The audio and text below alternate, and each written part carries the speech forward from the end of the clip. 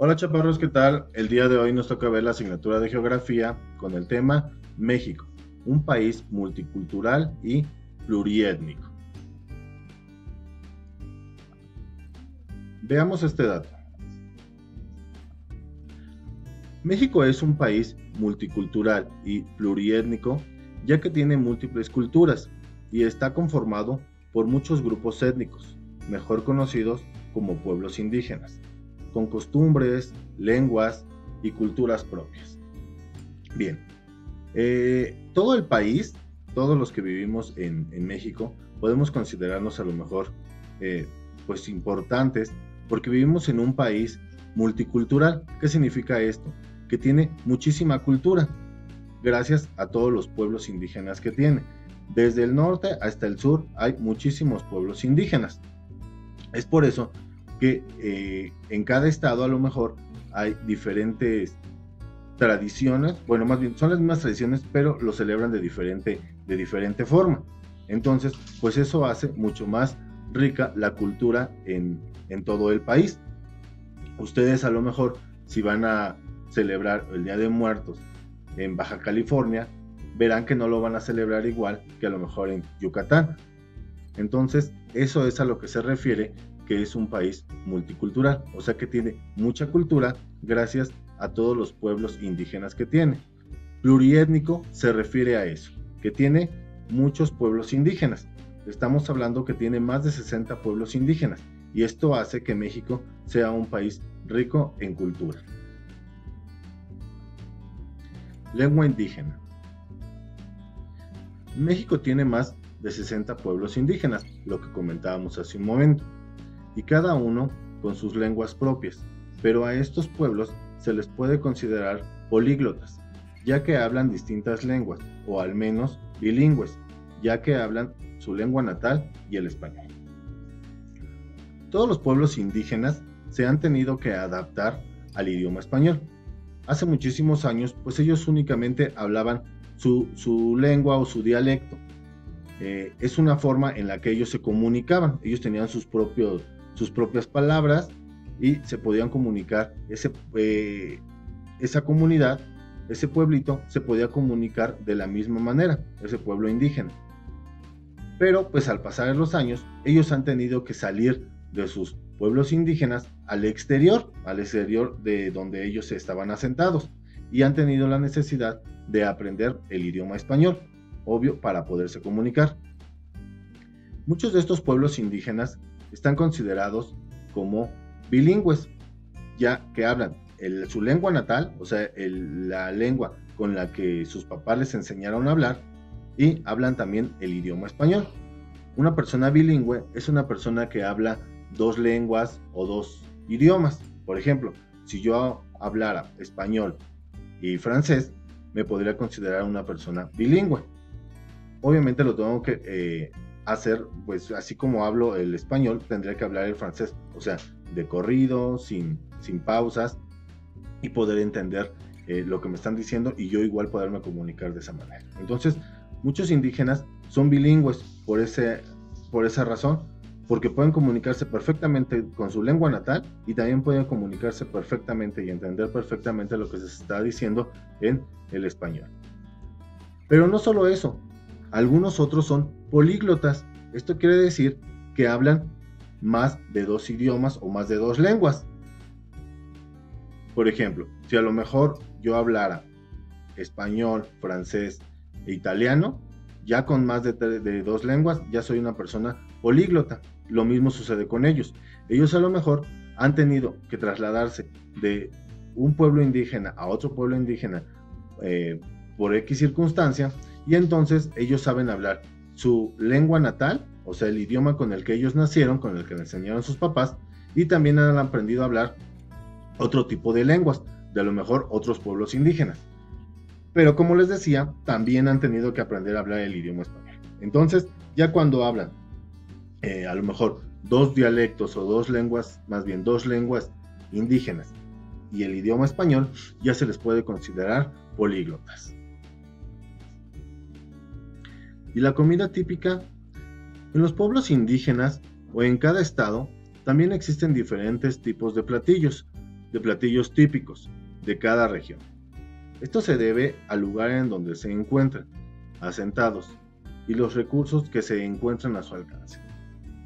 Bien, pues estos pueblos indígenas también, aparte de que tienen sus propias formas de comunicarse, su propia lengua, también tienen sus diferentes formas de cocinar y normalmente también tienen un platillo típico de esa región. Así como podemos decir que en México platillos típicos es a lo mejor el mole, el pozole, todas esas cosas que son típicas, pero hablamos de todo un país. Aquí en específico hay pueblos indígenas que tienen un platillo en específico que es característico de ese lugar, o también hay estados que tienen un platillo típico, como por ejemplo los chiles en nogada, que son característicos del estado de Puebla, al igual que el mole poblano. Fíjense que el mole poblano, el original, tiene más de 100 ingredientes. Entonces, obviamente, con lo que hacen este mole, pues todos los ingredientes pues se encuentran al alcance, ¿sí? O sea, se encuentran en ese lugar, no tienen que trasladarse a otro estado para conseguirlos. Tenemos aquí el pozole, el ejemplo del pozole, ejemplo de un pozole verde y uno rojo. Aunque los dos son pozoles, pues cada uno tiene sus propias características, sabores e ingredientes. Por ejemplo, el pozole verde, pues es del estado de Guerrero, a diferencia del pozole rojo, que puede ser de Jalisco, de Sonora, de Nayarit.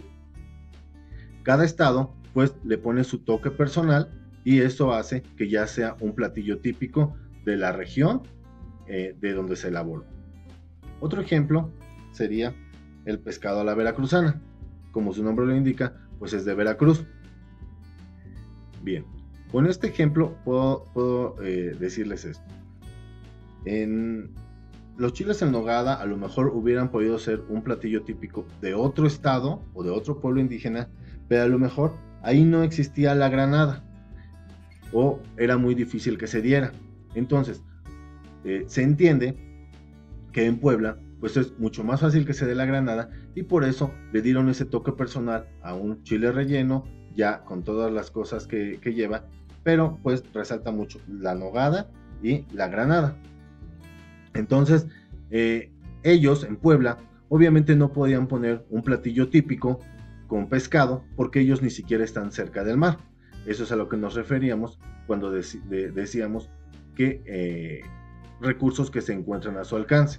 Obviamente, en los estados que están cerca de la playa, pues es mucho más fácil para ellos tener un platillo típico relacionado a algún producto del mar, ¿vale? Entonces, todo dependerá del lugar en donde estén asentados para que puedan hacer un platillo típico. Lenguas indígenas. Bueno, como decíamos hace un momento, cada pueblo indígena tiene su propia lengua. Algunas de ellas son las siguientes: el náhuatl, el totonaco, el mixteco, el tutzotzil, el otomí, el maya y el cora. Bien, cada pueblo indígena tiene su propia lengua. Entonces, imagínense cuántas lenguas hay. Aquí nada más pusimos 7, y no porque sean las más importantes. Todas son importantes. Solamente quisimos poner 7 para que veamos el tipo de forma en la que se dicen las cosas. Ahí en las imágenes podemos ver algunas formas en las que se dice, no sé en cuál. Vamos a aprender náhuatl, por ejemplo. Ahí está escrito cómo se dice en en esa lengua, ¿sale? Entonces, cada uno tiene su propia forma de pronunciación y sus propias letras para poder comunicarse. Vamos a ver la conclusión. Entonces podemos decir que la diversidad de culturas y tradiciones de México son importantes porque nos brindan una riqueza cultural que nos permite tener y estar en contacto con distintas formas de expresión. Bueno, aquí en el video podemos ver diferentes artesanías de diferentes pueblos indígenas. Yo creo que es importante que todos estos tipos de productos pues se sigan consumiendo para que los pueblos indígenas pues no dejen de hacerlo. Desde la muñequita de hilo que vimos al inicio del video, las pulseritas, cosas que simplemente a lo mejor son juguetes típicos o adornos típicos, como también instrumentos para la cocina, desde ollas de barro, diferentes tipos de cubiertos que hacen todos estos pueblos indígenas. Entonces, cada que vean este tipo de artesanías, pues sí, de repente comprar una y tener una pequeña colección para seguir ayudando a todos estos pueblos indígenas y no dejen de fabricar sus cosas. Bien, aquí los dejo los ejercicios a realizar para el día miércoles. Normalmente, hasta abajo escribo mi nombre. En este caso, lo puse de esta manera: Maestro Tulú Landú Sánchez Solís. Esto está en mixteco, que significa Maestro Arturo Alejandro Sánchez Solís. ¿Sale? Cuando tengan oportunidad de ver algunas palabras o algunas frases en alguna otra lengua indígena, pues chéquenlas. Bueno, cualquier duda o situación, saben dónde encontrarme.